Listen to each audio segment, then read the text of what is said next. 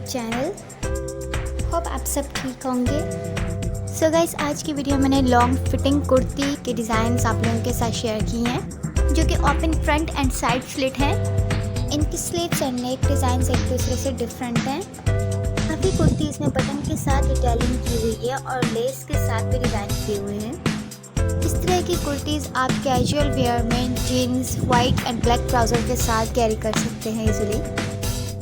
और कुछ फ्लैपर के साथ भी डिज़ाइंस हैं।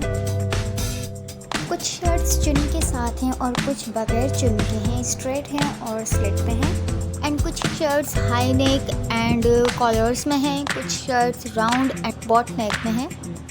ऐसी कुर्तीज़ पे कफ वाली स्लीव्स भी अच्छी लगती हैं बटन्स के साथ।